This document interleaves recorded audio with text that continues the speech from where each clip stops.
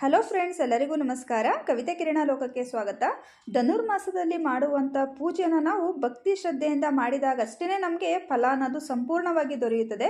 ಧನುರ್ಮಾಸ ಪೂಜೆ ಅಂದ್ರೇ ಬ್ರಾಹ್ಮಿ ಮುಹೂರ್ತದಲ್ಲಿ ಮಾಡುವುದು. ಯಾಕಂದರೆ ಧನುರ್ಮಾಸದಲ್ಲಿ ಪೂಜೆ ಮಾಡೋದು ಅಷ್ಟೊಂದು ಸುಲಭವಲ್ಲ. ಯಾಕಂದರೆ ತುಂಬಾ ಚಳಿ ಇರುತ್ತೆ ಈ ಟೈಮಲ್ಲಿ. ಅದರಲ್ಲೂ ಕೂಡ ನಾವೆದ್ದು ನಮ್ಮ ಕೋರಿಕೆಗಳನ್ನ ಮತ್ತು ನಮ್ಮ ಆಸೆ ಆಕಾಂಕ್ಷೆಗಳನ್ನ ಈಡೇರಿಸ್ಕೋಬೇಕು ಅಂತಂದರೆ ವಿಷ್ಣು ಪರಮಾತ್ಮನ ಒಂದು ಭಕ್ತಿಯನ್ನು ಮತ್ತು ಪ್ರೀತಿಯನ್ನು ಆಶೀರ್ವಾದವನ್ನು ಪಡೆಯೋದಕ್ಕೋಸ್ಕರ ಈ ಧನುರ್ಮಾಸವನ್ನ ಆಚರಣೆಯನ್ನ ಮಾಡಬೇಕು. ಈ ಧನುರ್ಮಾಸವನ್ನ ಆಚರಣೆಯನ್ನ ತುಂಬ ಭಕ್ತಿಯಿಂದ ಮಾಡಿದಾಗ ಮಾತ್ರನೇ ನಮಗೆ ಆ ಪೂಜೆಯ ಫಲ ಅನ್ನೋದು ಸಂಪೂರ್ಣವಾಗಿ ದೊರೆಯುತ್ತಾ ಬರುತ್ತದೆ. ಆದರೆ ಕೆಲವೊಬ್ರು ಈ ಧನುರ್ಮಾಸದಲ್ಲಿ ಪೂಜೆನ ಮಾಡ್ತಾರೆ, ಆದರೆ ಕೆಲವೊಂದಿಷ್ಟು ನಿಯಮಗಳನ್ನ ಅನುಸರಿಸಲ್ಲ ಮತ್ತು ತಪ್ಪುಗಳ ಆಗದಿರೋಂಥ ರೀತಿಯಲ್ಲಿ ಈ ಧನುರ್ಮಾಸವನ್ನ ಆಚರಣೆಯನ್ನ ಮಾಡಬೇಕು. ನಾವು ಮೊದಲನೇದಾಗಿ ಹೇಳಿರೋ ಪ್ರಕಾರ ಧನುರ್ಮಾಸ ಅಂದರೆ ಬ್ರಾಹ್ಮಿ ಮುಹೂರ್ತದಲ್ಲೇ ಈ ಪೂಜೆನ ಮಾಡ್ಕೋಬೇಕು. ಅಂದರೆ ಸೂರ್ಯ ಉದಯ ಆಗೋದಕ್ಕಿಂತ ಮುಂಚೆ ಈ ಪೂಜೆಯನ್ನು ಮಾಡಬೇಕು. ಅಂದರೆ ನಾವು 4 ಗಂಟೆಯಿಂದ 6 ಗಂಟೆ ಒಳಗಡೆ ಪೂಜೆಯನ್ನು ಮುಗಿಸ್ಕೋಬೇಕು.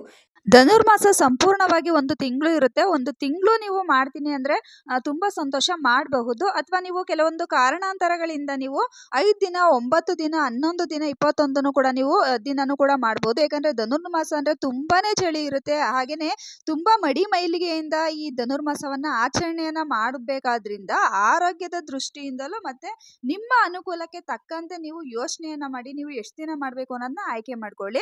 ವಿಶೇಷವಾಗಿ ನೀವು ಫಲವನ್ನು ಪಡಿಬೇಕು ಅಂದ್ರೆ ತುಂಬಾನೇ ಒಂದು ಮಡಿ ಮೈಲಿಗೆಯಿಂದ ಈ ಒಂದು ಧನುರ್ಮಾಸವನ್ನ ಆಚರಣೆಯನ್ನ ಮಾಡಬೇಕು. ಮತ್ತೆ ಬ್ರಹ್ಮಚರ್ಯವನ್ನ ನೀವು ಎಷ್ಟು ದಿನ ಒಂದು ಧನುರ್ಮಾಸದ ಪೂಜೆಯನ್ನ ಮಾಡ್ತಿರೋ ಅಲ್ಲಿವರೆಗೂ ಕೂಡ ನೀವು ಪಾಲಿಸಬೇಕಾಗುತ್ತೆ. ಮತ್ತೆ ಪ್ರತಿನಿತ್ಯನೂ ಕೂಡ ಮಡಿ ಮೈಲಿಗೆಯಿಂದ ಕೂಡಿರುವಂತಹ ಸ್ವಚ್ಛವಾದ ಬಟ್ಟೆಗಳನ್ನೇ ಧರಿಸಬೇಕು. ಪ್ರತಿನಿತ್ಯವೂ ಕೂಡ ಮನೆಯಲ್ಲೂ ಕೂಡ ನೀವು ಮನೇನು ಕೂಡ ಸ್ವಚ್ಛವಾಗಿ ಇಟ್ಕೊಂಡು ಬ್ರಾಹ್ಮಿ ಮುಹೂರ್ತದಲ್ಲೇ ಮನೆಯಲ್ಲೂ ಕೂಡ ದೀಪವನ್ನು ಹಚ್ಚಿ ತದನಂತರದಲ್ಲಿ ನೀವು ಹೋಗಿ ದೇವಸ್ಥಾನಕ್ಕೆ ಅಂದರೆ ಅರಳಿ ಮರಕ್ಕೆ ಅಥವಾ ನಾಗರ ಕಟ್ಟೆಗೆ ನೀವು ಪೂಜೆಯನ್ನು ಸಲ್ಲಿಸಬೇಕು. ಜೊತೆಗೆ ವಿಶೇಷವಾಗಿ ಮನೆಯಲ್ಲಿ ಯಾವುದೇ ಕಾರಣಕ್ಕೂ ಮಾಂಸಾಹಾರವನ್ನು ಸೇವನೆ ಮಾಡೋದಾಗಿರಲಿ ಅಥವಾ ಮಾಂಸವನ್ನು ತಂದು ಮನೆಯಲ್ಲಿ ಮಾಡೋದೇ ಆಗಿರಲಿ ಈ ರೀತಿಯಾಗಿ ಮಾಡಲೇಬಾರ್ದು.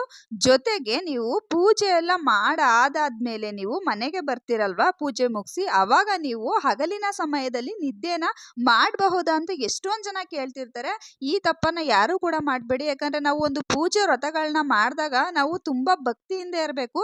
ಈ ಸಮಯದಲ್ಲಿ ಎಚ್ಚೇತವಾಗಿ ನಮ್ಮ ಸಮಸ್ಯೆಗಳೇನಿದೆ ಅಥವಾ ನಮ್ಮ ಕೋರಿಕೆಗಳೇನಿದೆ, ನಾವು ಯಾವ ಉದ್ದೇಶಕ್ಕಾಗಿ ಒಂದು ಸಂಕಲ್ಪವನ್ನ ಮಾಡಿಕೊಂಡು ಈ ಪೂಜೆಯನ್ನ ಸಲ್ಲಿಸ್ತಿದ್ವಿ ಅದ್ರ ಬಗ್ಗೆ ಧ್ಯಾನ ಮಾಡ್ಕೊಬೇಕು.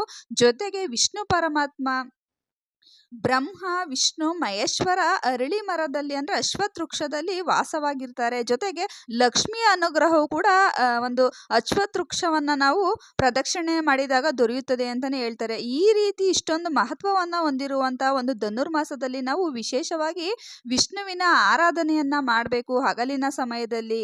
ಆದ್ರಿಂದ ಯಾರು ಕೂಡ ಪೂಜೆ ಮುಗಿದ ನಂತರದಲ್ಲಿ ನೀವು ಹಗಲಿನ ಸಮಯದಲ್ಲಿ ನಿದ್ದೆಯನ್ನ ಮಾಡುವಂತಿಲ್ಲ. ಈ ರೀತಿ ಧನುರ್ಮಾಸದ ಪೂಜೆಯನ್ನ ಯಾರೆಲ್ಲ ಮಾಡ್ತಿರ್ತೀರೋ ಪ್ರತಿನಿತ್ಯವೂ ಕೂಡ ತಲೆಗೆ ಸ್ನಾನವನ್ನ ಮಾಡಬೇಕು. ಕೆಲವೊಬ್ಬರಿಗೆ ಆರೋಗ್ಯದ ದೃಷ್ಟಿ ಸರಿ ಇಲ್ಲ ಅಂತ ಹೇಳ್ಬಿಟ್ಟು ಅವರು ಬರೀ ಮೈಗೆ ಮಾತ್ರ ಸ್ನಾನ ಮಾಡ್ಕೊಂಡು ಹೋಗ್ತಿರ್ತಾರೆ. ಈ ರೀತಿಯಾಗಿ ದಯವಿಟ್ಟು ಯಾರು ಕೂಡ ಮಾಡಬೇಡಿ. ನೀವು ಸಂಪೂರ್ಣವಾಗಿ ಪೂಜೆಯನ್ನ ಮಾಡ್ತೀರಿ ಅಂತ ಹೇಳಿದ್ರೆ ಏನೆಲ್ಲ ಒಂದು ನಿಯಮಗಳಿದೆ, ಯಾವ ತಪ್ಪುಗಳನ್ನ ಮಾಡಬಾರ್ದು, ಯಾವ ಸಮಯಕ್ಕೆ ಮಾಡಬೇಕು ಅಂತ ಸಂಪೂರ್ಣವಾದ ಮಾಹಿತಿಯನ್ನು ತಿಳ್ಕೊಂಡು ಮಾಡಿ. ನೋಡಿ, ಪ್ರತಿನಿತ್ಯನೂ ಅಷ್ಟೇ ನೀವು ತಲೆಗೆ ಸ್ನಾನವನ್ನ ಮಾಡಬೇಕು. ಜೊತೆಗೆ ಬ್ರಾಹ್ಮಿ ಮುಹೂರ್ತದಲ್ಲೇ ಮಾಡಬೇಕು. ಇನ್ನೂ ಒಂದು ವಿಶೇಷವಾಗಿ ಹೇಳೋದಾದ್ರೆ, ನೀವು ಅರಳಿ ಮರಕ್ಕೆ ನೀವು ಪೂಜೆಯನ್ನ ಮಾಡ್ತೀರಲ್ವಾ, ಅರಳಿ ಒಂದು ಅಂದ್ರೆ ಬುಡದಲ್ಲಿ ನೀವು ದೀಪವನ್ನ ಹಚ್ತೀರ. ಅದು ಯಾವುದೇ ಕಾರಣಕ್ಕೂ ಅರಳಿ ಬುಡದ ಮೇಲೆ ಹಚ್ಚಬಾರ್ದು, ಸ್ವಲ್ಪ ಕೆಳಗಡಿಕಾದಂಗೆ ಹಚ್ಚಬೇಕು. ಮತ್ತೆ ಕರ್ಪೂರಗಳನ್ನೂ ಅಷ್ಟೇ ನೀವು ಬುಡದ ಮೇಲೆ ಹಚ್ಚಕ್ಕೆ ಹೋಗ್ಬಾರ್ದು, ಕೆಳಗಡೆಗೆ ನೀವು ಹಚ್ಚಬೇಕು. ಈ ರೀತಿ ಮಾಡಿದಾಗ ನಾವು ಅದು ಒಂದು ಪಾಪಗಳು ನಮಗೆ ಸುತ್ತಕೊಳ್ಳುತ್ತೆ ಅಂತ ಹೇಳ್ತಾರೆ. ಅದು ಸುಟ್ಟು ಹೋಗೋ ಥರ ನಾವು ಮರಕ್ಕೆ ಯಾವುದೇ ರೀತಿ ತೊಂದರೆನ ಕೊಡುವಂತೆ ನಾವು ಮಾಡಬಾರ್ದು. ಜೀವನದಲ್ಲಿ ಪ್ರತಿಯೊಬ್ಬರು ಕೂಡ ಯಾರು ಕೂಡ 1000 ವರ್ಷ ಬದುಕಲ್ಲ. ಯಾಕಂದರೆ ಈಗಿರೋವಂಥ ಪರಿಸ್ಥಿತಿ ಮತ್ತು ವಾತಾವರಣ, ಆಹಾರ ಪದ್ಧತಿ ಎಲ್ಲ ನೋಡಿದ್ರೆ ನಿಜವಾಗ್ಲೂ 80 ವರ್ಷ 70 ವರ್ಷ ಬದುಕೋದು ಕೂಡ ಡೌಟ್ ಅನಿಸ್ಬಿಟ್ಟಿದೆ. ಅಷ್ಟೊಂದು ಒಂದು ಮಾರಣಾಂತಿಕ ಕಾಯಿಲೆಗಳು ಮತ್ತು ವಾತಾವರಣದ ಪರಿಸ್ಥಿತಿ ಇಲ್ಲ. ಆದರೂ ಕೂಡ 1000 ವರ್ಷ ಯಾರು ಬದುಕಲ್ಲ ಅಂತ ಗೊತ್ತಿದ್ರೂ ಕೂಡ ಈ ಧನುರ್ಮಾಸದಲ್ಲಿ ಮಾಡುವಂಥ ಒಂದೇ ಒಂದು ದಿನದ ಪೂಜೆ ಆದರೂ ಸರಿ ಅದು 1000 ವರ್ಷಕ್ಕೆ ಸಮಾನವಾಗುತ್ತೆ ಅಂತ ಹೇಳ್ತಾರೆ.